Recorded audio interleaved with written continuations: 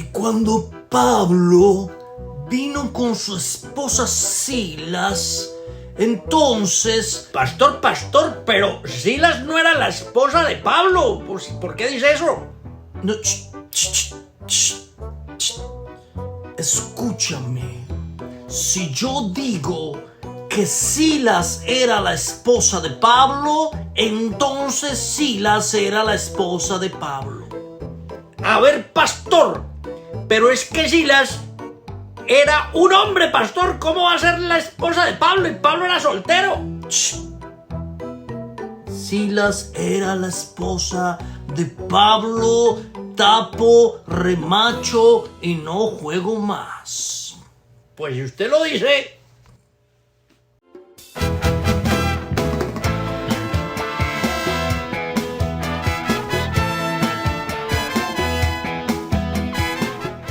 Amigos de Biblia Libre, ¿cómo están? Mi nombre es Edgar Escobar, bienvenidos a este nuevo programa. En los últimos tiempos hemos sufrido un ataque de haters, especialmente enfatizando el por qué nosotros hablamos de los ungidos. No toquéis a los ungidos, no habléis del pastor, y lo dicen así en un españolete clásico por alguna extraña razón. De hecho, hubo un pastor en Colombia que prohibió a las personas de su iglesia que vieran estos videos de Biblia Libre al mejor estilo de la Edad Media, al mejor estilo de quemen los libros. No vean al hereje de Edgar Escobar. No voy a decir qué pastor fue, pero es calvito y habla muy lento.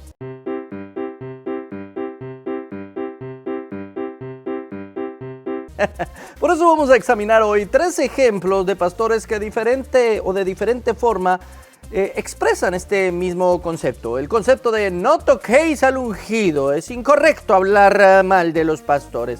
¿Será verdad? ¿Será cierto? ¿Hasta dónde es cierto? Miremos el primer ejemplo, y este es el pastor José Carlos, que lo expone con mucho drama. Escúchelo usted mismo. Escúcheme, nadie tiene permiso de hablar de un ungido de Dios. Mal. Y si alguno de ustedes en algún momento tiene la tentación de hablar mal de un ungido de Dios, tengan mucho cuidado de hablar mal de su líder, de hablar mal de su pastor, de cualquier otro pastor, de hablar mal de alguno entre ustedes. Tenga cuidado, porque Dios no lo permite. Dios dijo: no lo hagas, no hables mal, no los maldigas, porque son benditos. Yo quiero que todo el mundo en este lugar levante su voz conmigo de forma seria. Levante su voz conmigo y dígale: Señor, perdóname si en algún momento he hablado mal de alguno de tus benditos. Y ahora levante su voz fuerte una vez más y dígale: Señor, líbrame de aquí en adelante de hablar mal de alguno de tus benditos. Amén. Cuídese de hablar de un ungido de Dios. ¿Qué? Líbrame de hablar mal de alguno de tus benditos. Oh, suena muy poético, muy lindo. ¿En qué se basa José Carlos? Bueno, hay 2 textos bíblicos. El primero es Salmos 105:15.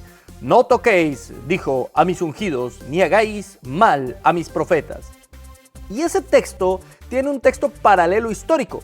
Primera de Crónicas, capítulo 16, verso 22. No toquéis a mis ungidos, ni hagáis mal a mis profetas. La pregunta es, ¿por qué estos 2 textos son paralelos? ¿De qué realmente está hablando? ¿A quién se está refiriendo? ¿Cuáles son los ungidos? ¿Está hablando de todos los ungidos, todos los reyes, profetas y sacerdotes? ¿Está hablando de que no se puede hablar de ningún profeta, rey o sacerdote? Pues específicamente en el contexto de estos versículos, no. Cuando usted mira, por ejemplo, el Salmo 105, en el verso 13 al 14, nos da luz de quién está hablando. Y andaban de nación en nación, de un reino a otro pueblo. No consintió que nadie los agraviase, y por causa de ellos castigó a los reyes. El texto realmente está hablando de los patriarcas, Abraham, Isaac y Jacob. No podían hacerles daño a ellos.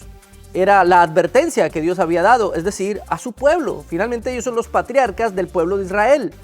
Ellos fueron guardados por el Señor, y todo aquel que le cometiera un mal en contra de ellos, que les agraviara físicamente, que quisiera dañarles, pues iban a sufrir. Y el ejemplo lo vemos en la palabra de Dios. Aquí no está hablando ninguno de esos versículos en que está prohibido corregir, o que no se puede cuestionar, o que no se puede discernir, o que no se puede hablar mal de. De hecho, no está hablando en ningún lado de hablar mal. Les recuerdo el verso. Dice, no toquéis a mis ungidos ni hagáis mal. Toquéis o hacer mal. ¿Dónde está diciendo aquí de hablar? Cuando miramos en el hebreo, la palabra tocar es la palabra nagá, que literalmente significa golpear, agredir, herir físicamente. Ambos versos hacen el énfasis es en eso, de eso es de lo que está hablando el texto. No agredan, no hieran, no maten, no sean agresivos físicamente en contra de aquellos que Dios ha escogido. Ahí en ningún lado está hablando ni de criticar, ni de corregir, ni de juzgar al pecador, ni de hablar de los falsos maestros. No, en ninguna parte. Está hablando de no mostrar violencia en contra de aquellos que han sido escogidos por Dios. Ahora, entendamos ungido a todo aquel que ha nacido de nuevo. La Biblia nos enseña que nosotros hemos sido ungidos con el Espíritu Santo. El Señor Jesús se fue, pero envió al Consolador. Y todos nosotros tenemos el Espíritu Santo. Así que aquí no está hablando de una élite especial de pastores superpoderosos, de los que Él escogió y que son la niña de sus ojos. No, está hablando de todos los cristianos. Nosotros no debemos agredirnos físicamente ni hacernos daño entre cristianos. Pero en ningún momento está hablando de no hacer una crítica justa, con un justo juicio y basada en las Escrituras. Pero como esto es tan fácil de demostrar o de desmontar, pues otros pastores han hecho formas más, digámoslo así, creativas de esta misma visión, como lo hace aquí Ricardo Rodríguez de Avivamiento. La autoridad es establecida por Dios.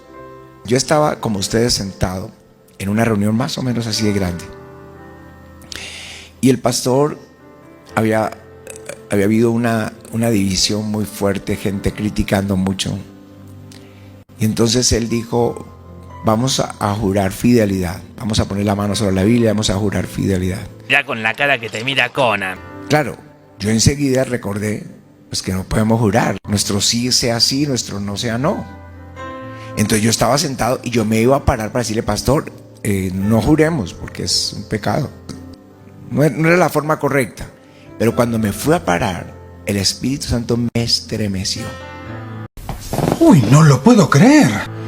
Me estremeció, las piernas no me sostenían, me temblaban las piernas. Y yo dije, ¿pero qué me está pasando? Me está dando aquí algún ataque, un infarto, qué sé yo. Y me senté.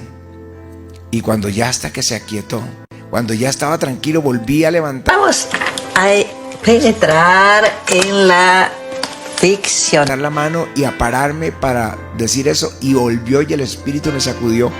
Y ahí entendí que yo no era quien para corregir al pastor. Ese temblor vino por el Espíritu Santo y se lo agradezco enormemente, Espíritu Santo, que me guarde cada vez que vaya a hacer algo indebido, me sacuda, pero que no me deje pecar. Una historia durísima. No sé a ustedes, pero a mí se me parece cada vez más a Santa Claus. La experiencia que él cuenta es bastante interesante por lo contradictoria que es. Es decir, el pastor del que está hablando quiere hacer un juramento junto con su iglesia sobre la Biblia para que no hablen más de él, ¿sí? Y Ricardo se da cuenta que hacer juramentos es antibíblico, y más sobre la Biblia. Nada en la Biblia dice que tengamos que hacer juramentos sobre la Biblia, eso no tiene el más mínimo sentido, y pues tiene razón en ese sentido Ricardo, Mateo 5, 34, 37, pero les nombro un texto clave, Santiago, capítulo 5, verso 12, pero sobre todo, hermanos míos, no juréis ni por el cielo, ni por la tierra, ni por ningún otro juramento, sino que vuestro sí sea sí y vuestro no sea no, para que no caigáis en condenación. Entonces él se da cuenta que eso de jurar sobre la Biblia para que nadie hable mal del pastor es incorrecto, y él se va a levantar y va a evitar esto, va a decirle al pastor, esto no está bien hecho, pero el Espíritu Santo lo detiene, imagínese.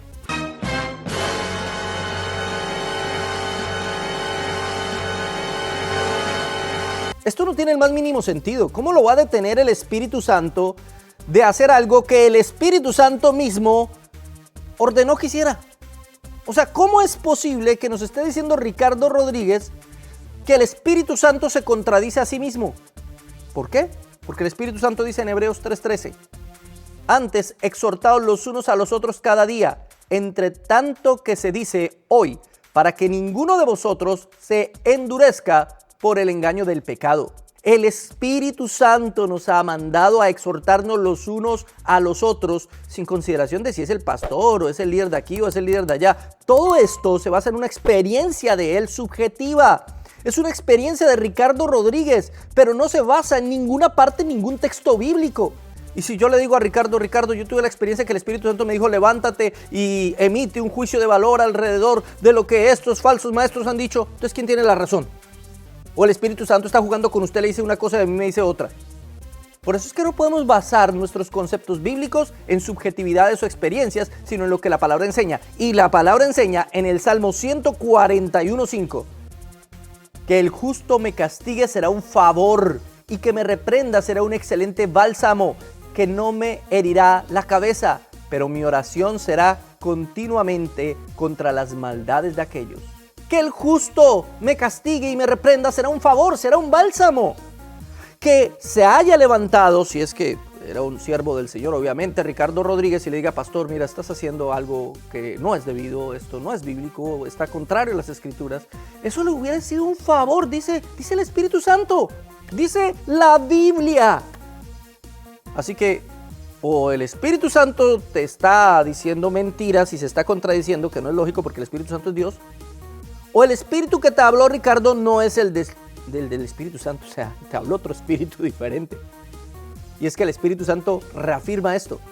Primera de Timoteo 5:20, a los que persisten en pecar, repréndelos delante de todos para que los demás también teman. El Espíritu Santo jamás te va a decir que no obedezcas una instrucción bíblica. No, eso no es posible, es una contradicción lógica. Así que definitivamente no fue el Espíritu Santo. Ahora, él dice, yo entendí que no era quien para corregir al pastor. ¿No eras quien para corregir al pastor? ¿Es que acaso quién es el pastor? Los líderes, ministros y pastores solamente somos primeros entre iguales. Lo que nos diferencia de los demás miembros de la iglesia es que tenemos más responsabilidad. No que tienen que rendirnos una pleitesía especial o particular. Pero él dice esto así, de esa manera dramática, para protegerse a sí mismo. Para que nadie en su iglesia le cuestione absolutamente nada. Ahora, ¿se imaginan ustedes a Pablo diciendo, no, el Espíritu Santo me dijo que no le diga nada a Pedro? Sí, Pedro se está equivocando comiendo ahí con solo judíos y haciendo a un lado a los gentiles, pero el Espíritu me dijo, yo no soy quien para corregir a Pedro, porque Pedro es el más importante de los apóstoles. No, eso no fue lo que pasó. Pablo lo confrontó, ahí está en Gálatas, capítulo 2, verso 11. Pero cuando Pedro vino a Antioquía, le resistí cara a cara, porque era de condenar. Y dice la Escritura que públicamente lo cuestionó. Públicamente, eso no fue a escondidas, no fue que lo llamó aparte y le dijo, Pedro, mira, estás pecando. No, porque algunos saca el versículo de la Biblia enseña que si tu hermano pecare contra ti, entonces llámalo en secreto y repréndele. Si no hace caso, entonces llama a 2 o 3 testigos, y si no, delante de la congregación. Y usted no sigue ese debido proceso. Pero ese debido proceso es para cuando mi hermano peca contra mí. Ese no es para cuando alguien hace algo público delante de todo el mundo. Como Pedro había pecado públicamente, se había equivocado delante de todo el mundo, pues Pablo lo reprendió públicamente. Por eso lo que nosotros hacemos es público, porque lo que ellos predican es público. Cuando alguien comete un error privado, pues nosotros le recomendamos o le reconvenimos privadamente, y lo mismo han hecho con nosotros. No creen que a mí no me han reconvenido muchas veces y tengo que agachar la cabeza cuando las personas tienen la razón, porque eso hacemos los verdaderos ministros del Evangelio. Ahora bien, eso de una clase intocable de líderes no existe en el cristianismo. Eso es del gnosticismo, del neoplatonismo, pero no es bíblico ni cristiano. Así que, como ya vimos, hay nuevas interpretaciones creativas y unas más elegantes, como esta de Danilo Montero. No fuimos llamados a criticar, no fuimos llamados a condenar, fuimos llamados a predicar el poder transformador que hay en el Evangelio, las buenas noticias de nuestro Señor Jesucristo. Hay perdón, hay vida nueva en Él. Ese es el mensaje que tenemos para los demás. Esto es una verdad mezclada con una mentira. No hay mentira más peligrosa que la que se mezcla con verdad. Danilo Montero entra en una falacia argumentativa, porque él dice, nosotros no hemos sido llamados a criticar, nosotros hemos sido llamados solamente a predicar el Evangelio. ¿Cuál es la verdad? ¿Hemos sido llamados a predicar el Evangelio? Claro que sí. Ese es nuestro llamado, predicar el Evangelio. Pero eso no quiere decir que el predicar el Evangelio no contenga el mismo hecho de evidenciar el error, de manifestar a los falsos maestros y a los falsos profetas y de hacer una crítica justa, un justo juicio basado en las Escrituras de aquellos que están predicando incorrectamente la palabra de Dios.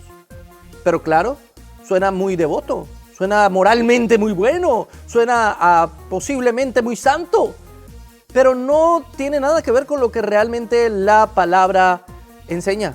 Eso de que no hemos sido llamados a criticar no es correcto, no es bíblico. La palabra dice examinadlo todo, y para examinar todo, retener lo bueno y desechar lo malo, pues tengo que hacer una crítica, y eso está en 1 Tesalonicenses 5:21. También la palabra enseña en 1 de Juan 4:1, probad los espíritus, probadlos. ¿Cómo voy a probar los espíritus si no hago una crítica? Si no hago un juicio crítico, un juicio de valor. Por eso la Biblia dice juzgad con justo juicio. ¿Cómo voy entonces a probar los espíritus? ¿Hemos sido llamados a criticar? Claro que sí. No desde nuestra subjetividad, no desde nuestra perspectiva, sino desde el parámetro bíblico. Mire lo que hicieron los cristianos en Berea allá en Hechos 17. Estaba el mismísimo apóstol Pablo predicando la palabra de Dios y ellos comprobaban lo que Pablo decía con las Escrituras, sin importar que fuera el mismísimo apóstol Pablo. ¿Por qué? Porque estaban ejerciendo una crítica, estaban comprobando que lo que Pablo estaba diciendo era verdad o no. Hay que diferenciar entre la crítica bíblica y el ser criticón. Ser criticón es criticar algo subjetivamente y sin argumento. La crítica bíblica es hacer una crítica basado en lo que la Biblia enseña, no en la subjetividad parcial de la persona o del individuo. Pero suena muy santo, suena a alguien muy bueno, alguien que no quiere criticar a nadie. No me critique, ¿quién eres tú para criticar? Yo no soy nadie, la crítica no parte de mi subjetividad, la crítica parte de la Biblia. Pero estas son formas en las que estos pastores se protegen. Y eso lo que indica es que realmente quienes estamos tomando la Biblia y comparando lo que estos personajes públicamente predican, pues les estamos causando daño. Realmente ellos están hablando cada semana sobre nosotros y mencionan en internet y nos mencionan a nosotros personalmente. Y como les digo, algún pastor calvito por ahí prohibió que su gente viera estos videos.